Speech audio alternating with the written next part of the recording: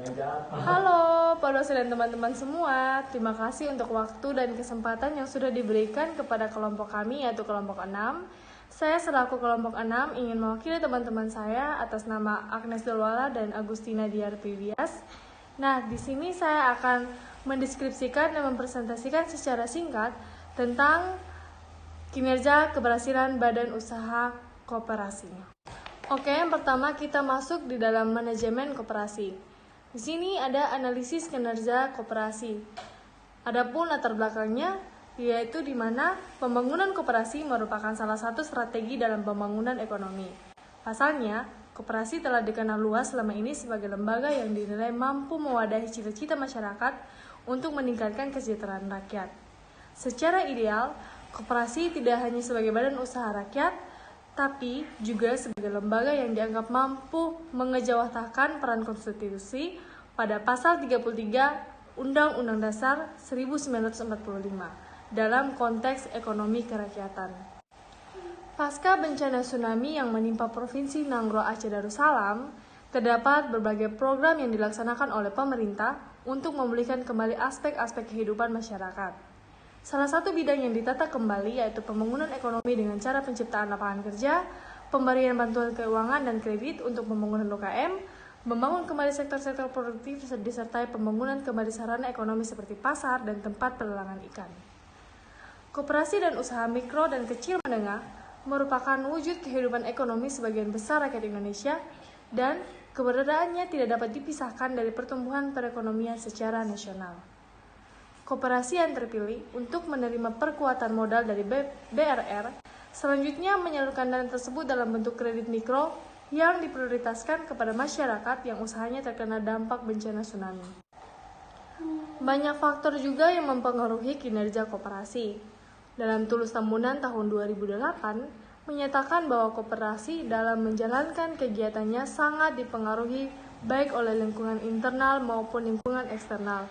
Lingkungan internal itu seperti anggota, organisasi, dan kelembagaan, manajemen, modal, kegiatan usaha, keanggotaan, teknologi, dan lingkungan eksternal juga itu seperti sosial, politik, informasi, perekonomian, hukum, dan sosial budaya, baik itu di tingkat regional, nasional, maupun internasional. Selanjutnya juga, dalam Tulus tahun 2008 menyatakan bahwa anggota boleh dikatakan sebagai komponen terpenting untuk menggerakkan kegiatan koperasi, yaitu dilihat dari keseriusan, kreativitas, kesetiaan, serta keahlian yang dimiliki oleh anggota.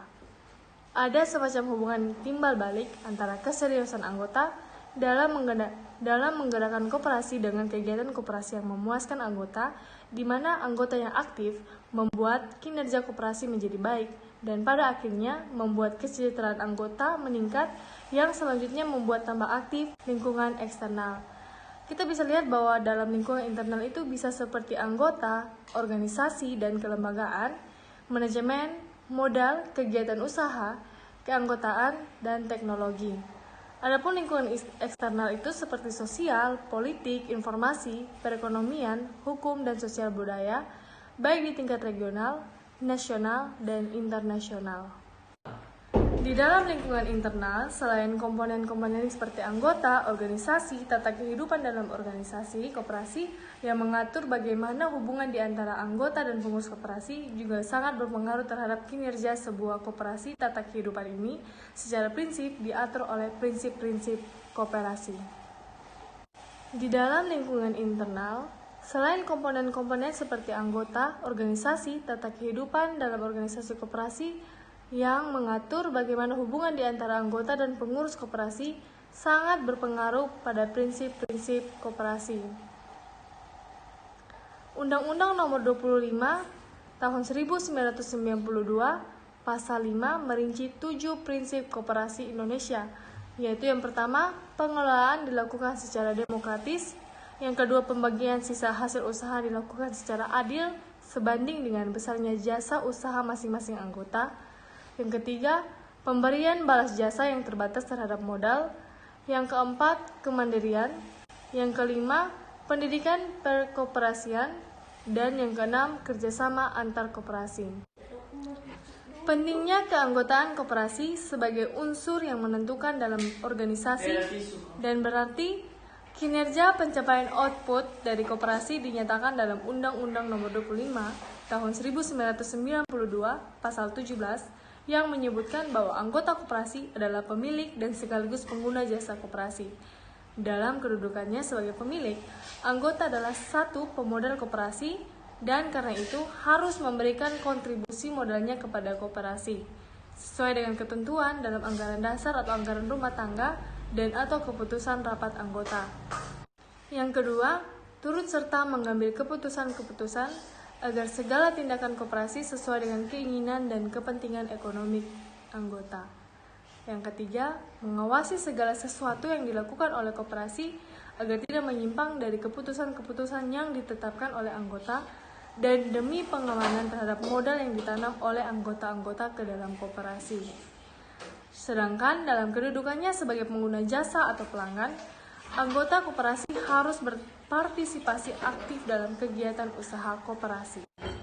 Biasanya di dalam koperasi itu ada hasil penelitian dan pembahasan. Biasanya ada pengujian hipotesis, kinerja koperasi, jumlah anggota, dan yang kita akan bahas di video kali ini adalah sumber daya manusia. Sumber daya manusia di sini diukur dengan jumlah karyawan yang bekerja pada koperasi yang bersangkutan. Karyawan merupakan ujung tombak koperasi dalam mencapai tujuannya dan turut menentukan arah perkembangan koperasi. Hasil penelitian menunjukkan tidak terjadi perubahan yang signifikan dalam jumlah karyawan koperasi. Komposisi jumlah karyawan yang bervariasi tergantung dari besar kecilnya koperasi. Komposisi jumlah karyawan yang bervariasi tergantung dari besar kecilnya koperasi, jenis produk yang ditawarkan, dan cakupan wilayah kerja koperasi tersebut.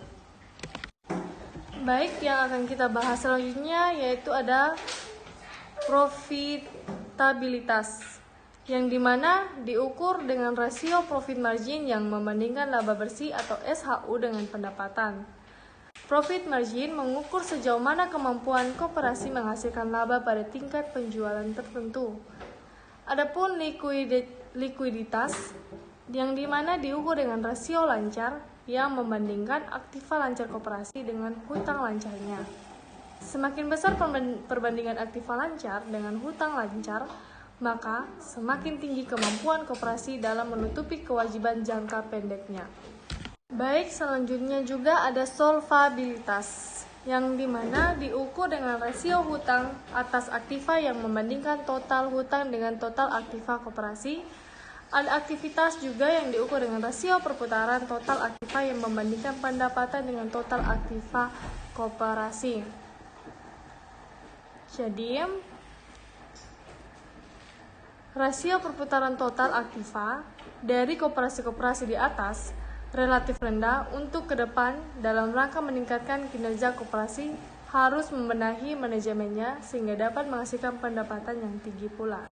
Jadi, untuk melakukan penelitian, sebelumnya kita harus membahas tentang perkembangan faktor internal.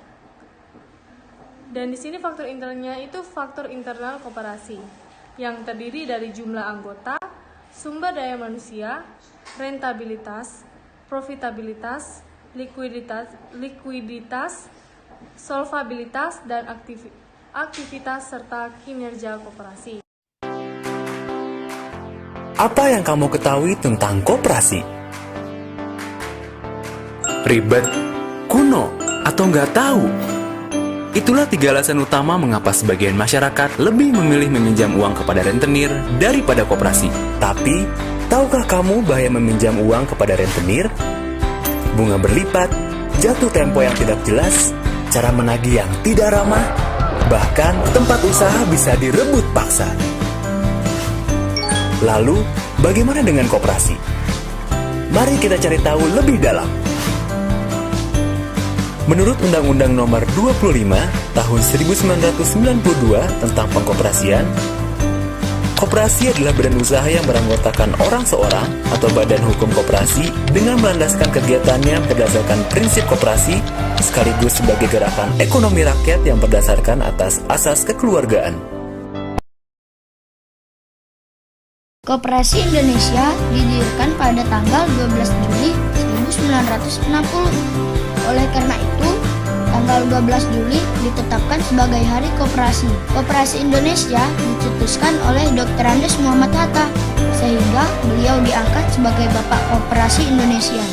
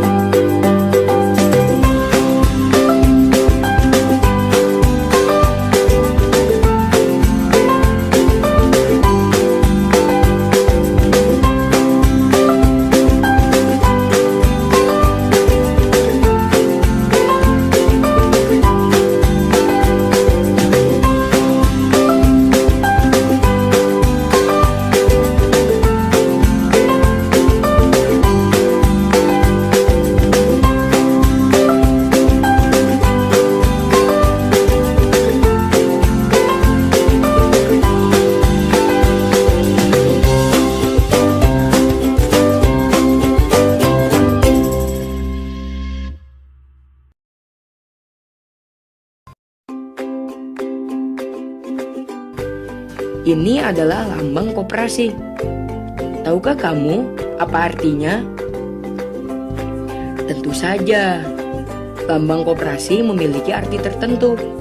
Karena lambang adalah suatu tanda yang menyatakan suatu hal atau mengandung maksud tertentu. Yuk, kita lihat makna dari lambang-lambang koperasi. Pohon beringin melambangkan sifat kemasyarakatan dan persatuan yang kokoh. Bintang dan perisai melambangkan Pancasila sebagai landasan ideal. Timbangan melambangkan sifat adil. Gerigi roda melambangkan kerja atau usaha yang terus-menerus. Padi dan kapas melambangkan kemakmuran yang hendak dicapai. Rantai melambangkan persahabatan dan persatuan yang kuat. Warna merah dan putih melambangkan sifat nasional koperasi. Tulisan Koperasi Indonesia melambangkan kepribadian Koperasi Rakyat Indonesia.